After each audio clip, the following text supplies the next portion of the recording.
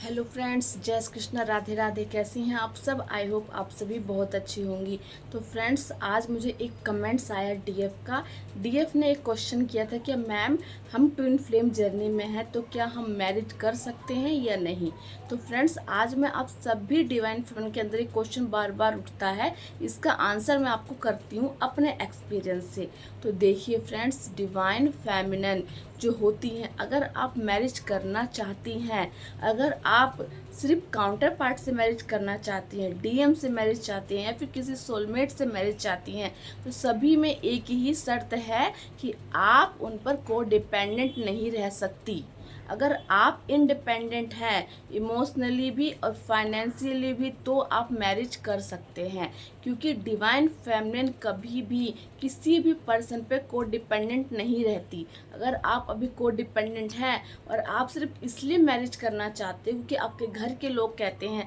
आपकी सिस्टर कहती है कि आप अगर मैरिज कर लोगे तो आपको एक सपोर्ट मिल जाएगा, तो फ्रेंड्स, आपके सपोर्ट में यूनिवर्स हैं। आप अगर अभी 3D में हैं तो आप लोग सोचते हो कि आपके साथ कोई सपोर्ट नहीं है, तो ये आपका इल्यूज़न है, क्योंकि 3D में अब तक आपने जितनी भी कुछ चीज़ें सीखी हैं, जितने एक्सपीरियंस लिए, उन सभी में वो आपके साथ खड़े थे, बस आपको दिखाई नहीं देते कि आपकी एनर्जी लो थी। लेकिन जैसे जैसे आप अपनी वाइब्रेशन को हाई बनाओगे तो आप समझ जाओगे कि डिवाइन ऑलवेज आपके साथ है। तो डिवाइन का प्रोटेक्शन आपके साथ है, तो 3D का कोई पर्सन भी आपकी क्या हेल्प करेगा। अगर कोई व्यक्ति आपकी हेल्प कर भी रहा है तो उसे यूनिवर्स ही भेज रहे हैं आपकी लाइफ में। तो अगर आप अपने बहन की, अपने भाई की, अपने घर वालों की सोच को कैरी कर रहे हो, तो आप अभी भी 3D में हो और 3D से ऑपरेट कर रहे हो, तो आपको ये सोच को चेंज करना है। बार बार आप खुद को डीएफ बोलते हो और डीएफ बोलने के बाद आप 3D की डीएफ की तरह बिहेव करते हैं, 3D की फेमिनिन की तरह बिहेव करते हो,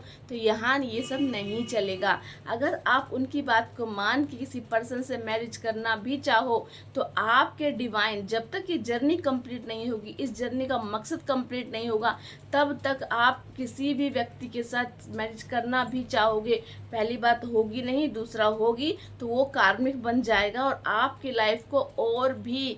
भी बद से बदतर बना देगा। आप करके देख लीजिएगा अगर आप मानते हो तो, क्योंकि आप किसी व्यक्ति का सपोर्ट चाहते हो, मतलब आप यूनिवर्स का सपोर्ट छोड़ के किसी और एक पर्सन का सपोर्ट चाहते हो, तो आपके साथ ऐसा नहीं होगा। अगर आप रियल में किसी से भी मैरिज करना चाहते हो तो आप खुद को चेक कर लीजिए कि आप इंडिपेंडेंट हैं, आप माइंड बॉडी सोल से प्रिपेयर हैं बिल्कुल कि हाँ, मैं खुद पे इंडिपेंडेंट हूँ। कोई व्यक्ति अगर मेरी लाइफ में आ भी रहा है तो सिर्फ एक पर्सन की तरह आ रहा है। आप उस पर कोई चीज़ के लिए इमोशनली इंडिपेंडेंट मत बनिएगा कि आपको पैसे दे या आपकी रिस्पेक्ट करे या आपकी कोई वैल्यू करे। मैं हर चीज़ खुद में कंप्लीट हूँ। जब ऐसा सोच के आप कुछ करोगे तो आपको सक्सेस मिलेगी। लेकिन अगर आप 3D की फीमेल की तरह ही सोचोगे कि मुझे मैरिज हो जाएगी तो मुझे कोई केयरिंग हस्बैंड मिल जाएगा और मैं उनके ऊपर को डिपेंडेंट बन जाऊंगी, मैं घर में रह लूँगी और फिर मुझे सब कुछ मिलेगा घर के अंदर, तो डिवाइन फेमिनिन ऐसा नहीं कर सकती, क्योंकि डिवाइन फेमिनिन के अंदर शक्ति होती है,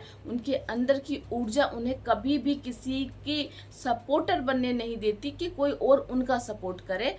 उनकी ग्रोथ को रोके, क्योंकि उनकी ग्रोथ सबसे इम्पोर्टेंट है। क्योंकि डीएम और डीएफ की एनर्जी है, जो एनर्जी खुद के बेस्ट वर्जन को जब तक अचीव नहीं कर लेगी तब तक उन्हें किसी, जब आप अगर डिवाइन के अलावा किसी और के ऊपर को डिपेंडेंट होना चाहोगे ना, तो आपको वहाँ से ट्रिगर ही मिलेगा। इस बात को आप लिख के रख लीजिए, क्योंकि आप अब तक जिसके साथ भी को डिपेंडेंट होना चाहती थी, क्या वो आप बन पाई हो? नहीं बन पाई। चाहे आप पहले अपने फ्रेंड के साथ को डिपेंडेंट सोच रही थी कि उनके ऊपर हम को डिपेंडेंट होंगे इमोशनली, अपनी बातें उनसे करेंगे, अपनी चीज़ों को उनसे बताएंगे, नहीं कर पाए आप, क्योंकि यूनिवर्स ने आपको वहाँ से भी झटका लगा दिया और आपके सारे फ्रेंड्स आपको छोड़ के चले गए। उसके बाद आपके घर के लोग, जब भी आप उनके ऊपर इमोशनली